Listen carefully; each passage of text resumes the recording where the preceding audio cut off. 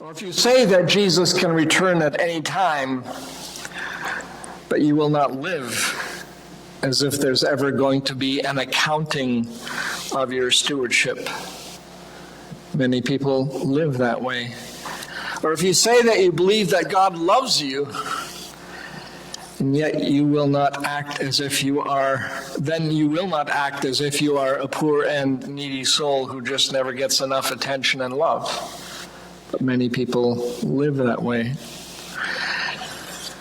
That's the focus of this first part of the passage that we read this morning. Let's see how John gets to that place where he talks about this marvelous declaration of God's love for his children. Because if we want the confidence that we are infinitely and unconditionally loved by God, then we need a couple of shots of confidence in the first area primarily. Verse 28 and 29. Now, little children, abide in him, that when he appears, we may have confidence and not be ashamed before him at his coming. If you know that he is righteous, you know that everyone who practices righteousness is born of him. In verse 28, the key word here is confidence. John wants his people that he's writing to have confidence. It's what they are lacking because of what had happened to them in their church. And John does kind of a play on words here, and you can't see it in the English, but the word confidence and the word coming, which is a reference to Jesus' coming, they sound very similar in the Greek. Listen to if you can hear the similarity. Parousia and parousia. Parousia, parousia. Confidence, coming. That's what it sounds like in the Greek. And so he draws our attention to how you will respond when you first see Jesus. Will you have confidence at his coming? Remember the Lord's own words, John chapter 15, verse 5. I am the vine, you are the branches. He who abides in me and I in him bears much fruit, for without me you can do nothing. So on one hand, without Christ, the Bible says you can do nothing, at least nothing for him. You might say, well, I can do all kinds of things without Christ, and many people do. But what Jesus Christ is talking about is bearing fruit for him. And he says, if you abide in me, that means if you dwell in him, if you live in him, if your life is centered around him, you will bear fruit. And you will honor and glorify him. Chapter 15, verse 7, just a couple of verses down in the Gospel of John. If you abide in me and my words abide in you, you will ask what you desire, and it shall be done for you. And so the words here are exactly the same word. Abide and dwell in Christ means that we continue, that we do not slack off, that we constantly live with him at the center of our lives. There's a huge difference between Christianity as a religion to which you pay homage with a part of your life, and living and abiding in Christ. Having an ongoing relationship with him and relating everything in your life to Jesus Christ. I've known so many people who regarded their faith as a segment of a pie that represents their life. So they give Christ a wedge, a slice of pie, They give Christ a part of their life.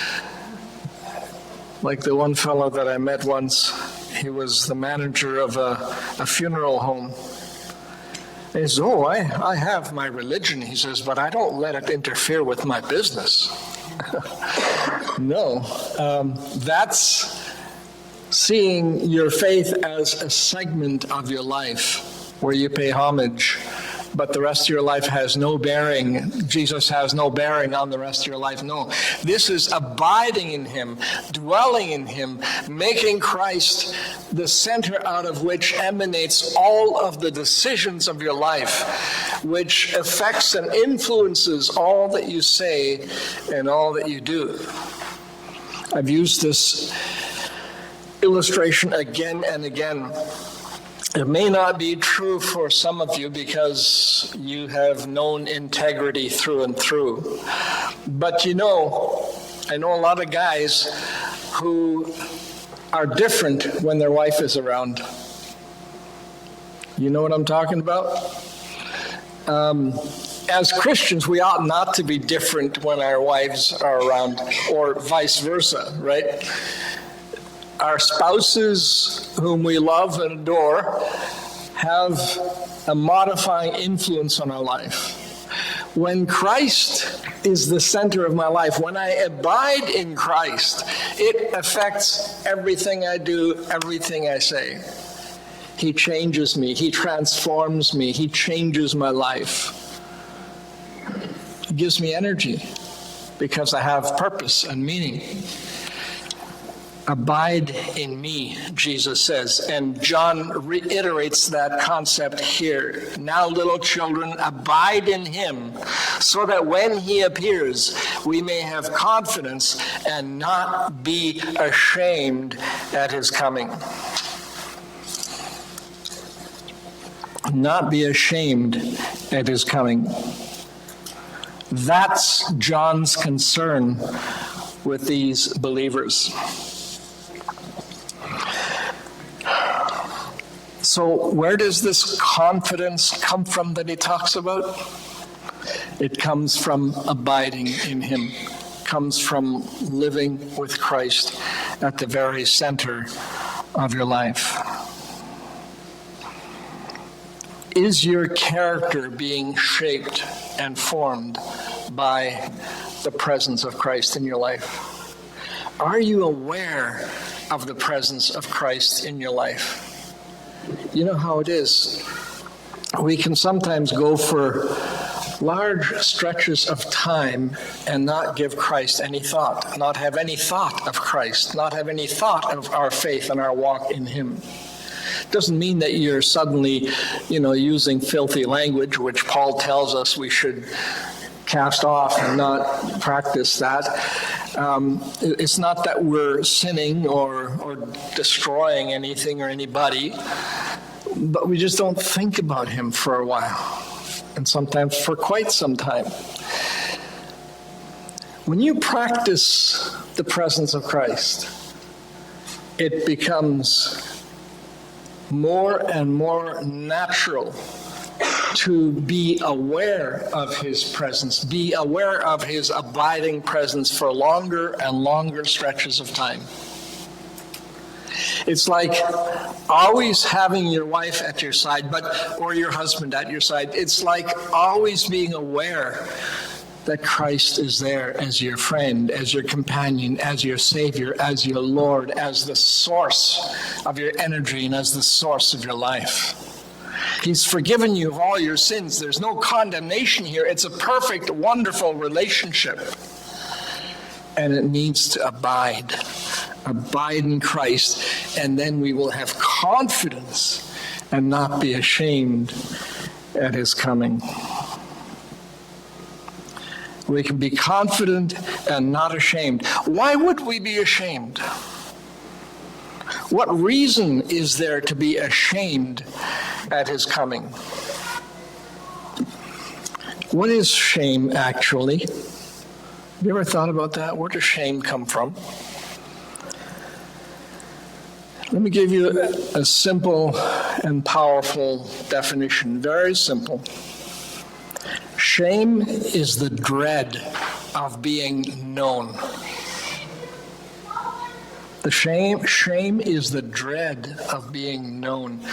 You're saying to yourself, well, there's no dread there for me. I'm not talking about knowing you on the surface. I'm talking about knowing you at the core of your being. Knowing you when you've done that dastardly deed. Knowing you at those moments where you caved and watched that porn flick. Knowing you when you thought you're ugliest. Shame is the fear of being completely known.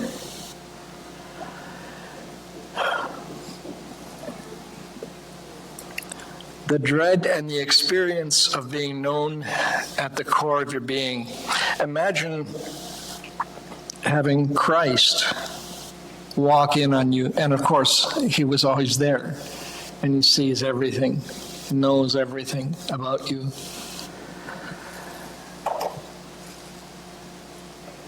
We have all felt shame. We feel shame at someone else's discovery of our sinful or perceived sinful self. That part of us that tells us that because of who we think we are basically a reject, worthy of rejection, worthy of condemnation, a cast-off, that people would reject us if they only knew. I'm sorry if this offends you, but I've told you about this dream that I've had several times where I'm suddenly aware that I'm not wearing pants. It's a nightmare that pastors frequently have.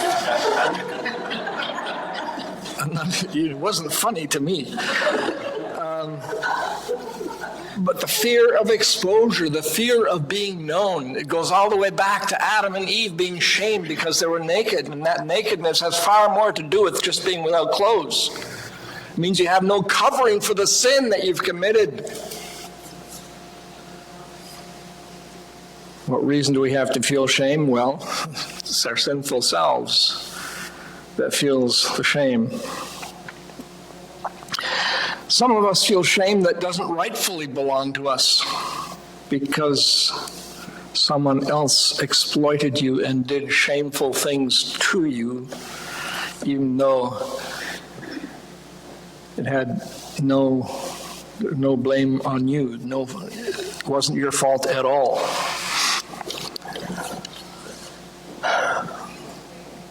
The fear of being known at your core, whether it's rightful shame or not, we experience shame. Listen. Abide in Christ so that you will have confidence and not be ashamed at his coming.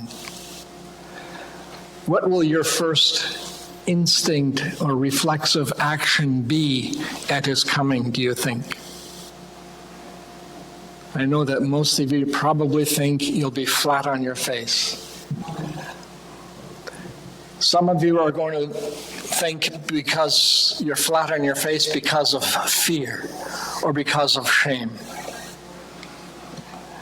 Hopefully my reflexive action will be flat on my face because I'm awed at his majesty, at his beauty, at his awesome power. But shame should not be there. Should not be there. I have to think of Peter when he was restored at that breakfast that Jesus prepared for him. Of the time that Peter said to Jesus, "Depart from me, Lord, for I'm a sinful man." The sin question has been dealt with. It's out of the way. It's gone. Jesus paid for your sin. He died for you. He knows that you are a sinner. He knows that you've offended God. He knows that you weren't holy, that you weren't righteous. But now you have been made righteous, perfect in his eyes, because God sees you in Christ. You've been forgiven, and there's no need for shame at his coming. So, some of the concern that John had for these believers that he's writing to is that they might have been considering defecting to the other side, to the other group that had left, and it's causing them all kinds of lack of confidence and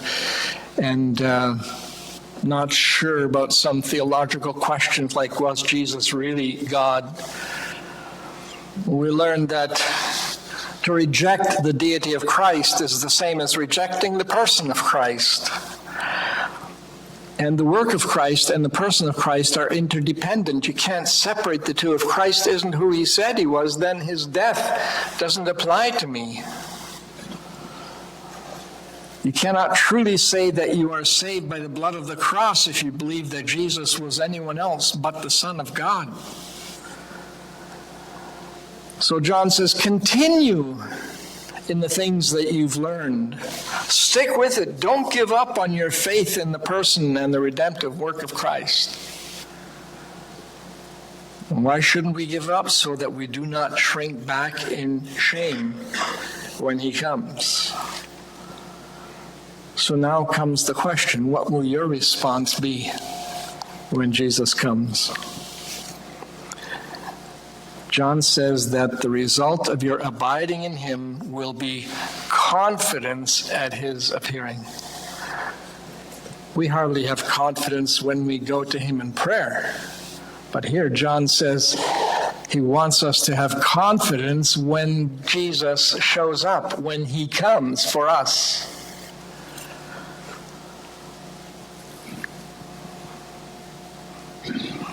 John chapter 3, verse 21, it says, "Dear friends, if our heart does not condemn us, we have confidence before God."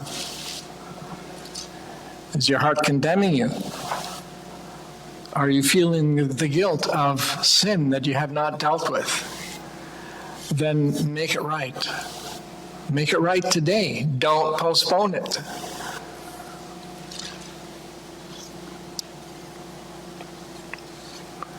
Chapter 4, verse 17, "Love has been perfected among us in this, that we may have boldness in the day of judgment." Wow. This goes even more substantive, the concept here. Not just confidence at his coming, not just lack of shame at his coming, but now he says that we might have boldness in the day of judgment.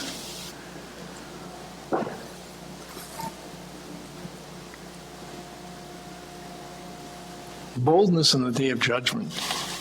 Chapter Romans 8:1, "Therefore there is now no condemnation to those who are in Christ Jesus." And it continues, "Who walk not after the flesh, but after the Spirit." Boldness, because there's no condemnation. Well, what makes the difference then between confidence and the lack of confidence? We move on into chapter 3, and we learn about God's love. "Knowing that I am loved and accepted and made acceptable by your Creator." Knowing that I'm loved and made acceptable by the Almighty God, the everlasting Father, the King of Kings and the Lord of Lords, makes me supremely confident. Not confident in myself, but confident in him. Confident that his word is true, that he will keep his word. His realized love in my life is the greatest antidote to insecurity that I know. I don't know if you've struggled or still struggle with insecurity. And that at the basis, and I don't want to be too psychological here this morning, I'm no psychologist, but at the basis of insecurity is the fear that I'm not loved, that I'm not accepted, or that I'm not acceptable.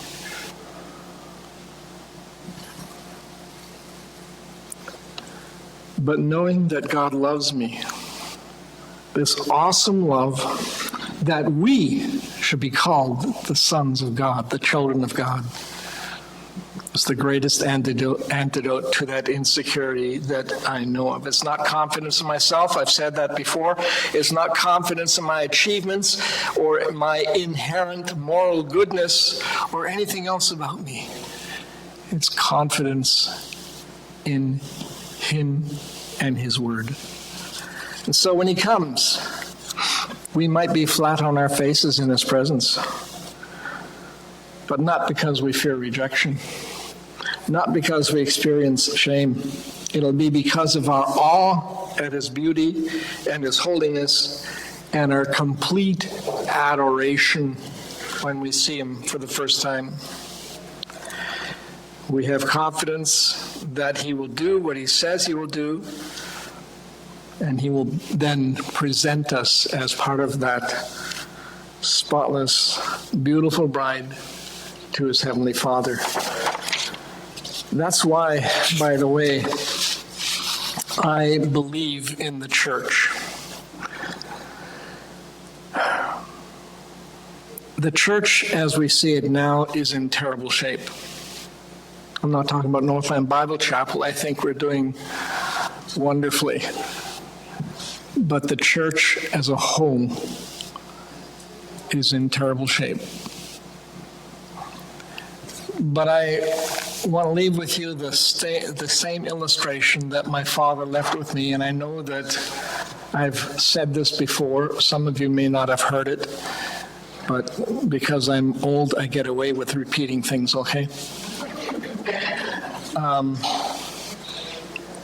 My father, in some ways, was a very wise man. And I asked him one day, I said, what do you make of all these different denominations? Like, what am I supposed to believe? He pointed to an apartment building that was being built in Winnipeg. And he says, what do you see, Werner?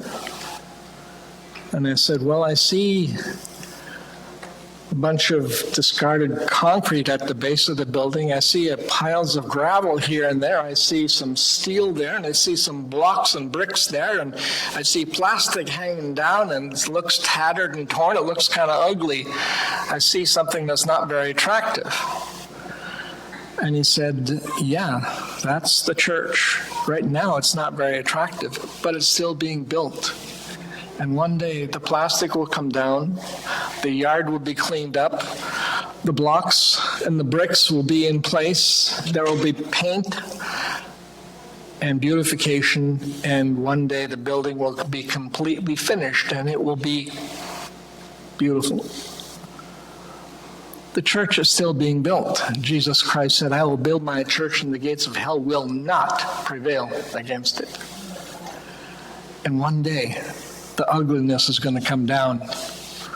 One day, we're going to see the beauty of the bride as it is presented to the Father by Jesus Christ.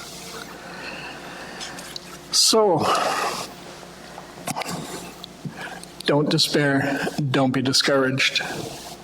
In the meantime, you be the influence that we are supposed to be. You know, we hear talk about influencers online. There are people who put out podcasts and spread wonderful things, and some things are not so wonderful, but you have no idea about their own personal life and the struggles that they're having in the background. As Christians, we need to be people of integrity who live the truth and not only talk about it. Abide in Christ so that we have confidence and not shame at His coming. And here we have the wonderful love of the Father, that we should be called the children of God. Then it says, therefore the world does not know us because it did not know Him. Beloved, now we are children of God, and it has not yet been revealed what we shall be, but we know that when He is revealed, we shall be like Him, for we shall see Him as He is.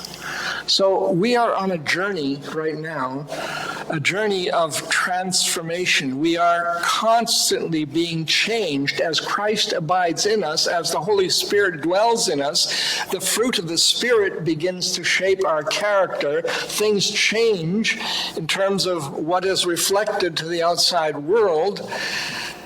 We begin to have an influence on others, where your presence makes someone else feel spiritually thirsty, spiritually hungry.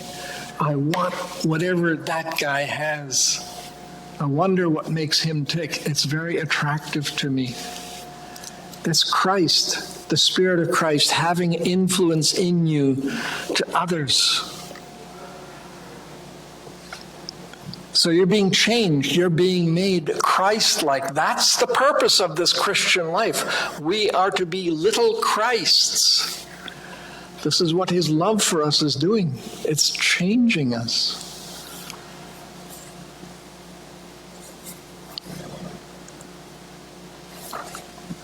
Physically speaking, you can take a paternity test to see if your biological father really is your biological father or mother, I suppose. Spiritually, you can take a paternity test as well. Does the Spirit of Christ dwell in you? Is the fruit of the Spirit there? Are you becoming righteous? See in verse 29, it says, if you know that he is righteous, you know that everyone who practices righteousness is born of him. That's the paternity test right there.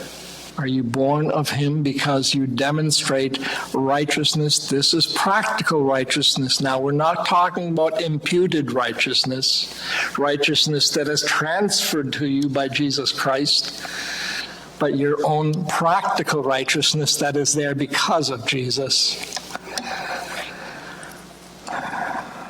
So it says, beloved, now we are children of God, but we haven't been completely transformed, but when we see him, we will be like him.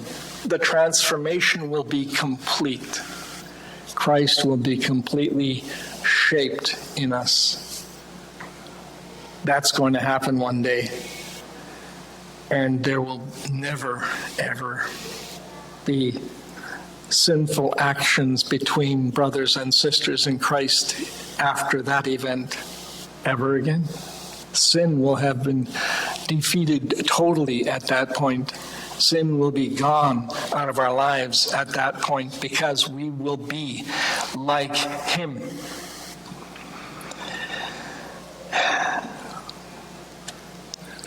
When he is revealed, we shall be like him, for we shall see him as he is. And then the final verse, verse 3, everyone who has this hope in him purifies himself just as he is pure. You know, it's very tempting to speculate on end times, particularly as we see events happening in our own history and we're trying to put things together and saying, you know, is this where the Antichrist shows up, you know, with the shifting powers, with how geopolitically things are changing, you know, without getting political here, you know, there's this end times fever that Christians get because they want to nail things down. They want to be certain about how things are developing. And so they go to their Bibles and they look at the headlines and they try and put two and two together, and there's nothing wrong with that. Jesus told us, you know, recognize the signs. But almost every place where the New Testament talks about the return of Christ, it challenges us to be the Christians that we profess to be. The purpose of the coming of Christ, part of the purpose of the coming of Christ is to motivate us to become like him, to be faithful to him. And here it says, everyone that has this hope purifies himself. Live more purely because of the hope that we have in the coming of Christ. not to be ashamed, but to have confidence and to live a sanctified life. That's my challenge for us this morning, that we live as if Christ is going to come at any minute, any hour, any day, and being willing to do anything, to go anywhere, to say anything for Christ, for his name's sake. Let's pray. Heavenly Father, we thank you again for your word. It challenges us every time. I pray, Father, that you might drill these things down into our hearts where it makes a difference in our lives. I pray that we would indeed know how to be challenged to practice the presence of Christ, to be aware all the time of your presence in our lives so that it makes a difference. Thank you for the work that you do, even at times when we actually forget about you, or we actually aren't conscious of your existence, and yet you continue to hold us together. You continue to give us life. You continue to arrange things for us. You continue to care about the details of our lives, whether we are conscious of it or not. And we thank you for your watch care over us. We thank you for your sovereignty over our lives and over the lives of our leaders here in Canada, also in the USA, and every country in the world. Father, you are in charge, and we pray that as Christians we do not lose confidence, but look forward to the coming of our Lord Jesus. In his name we pray. Amen.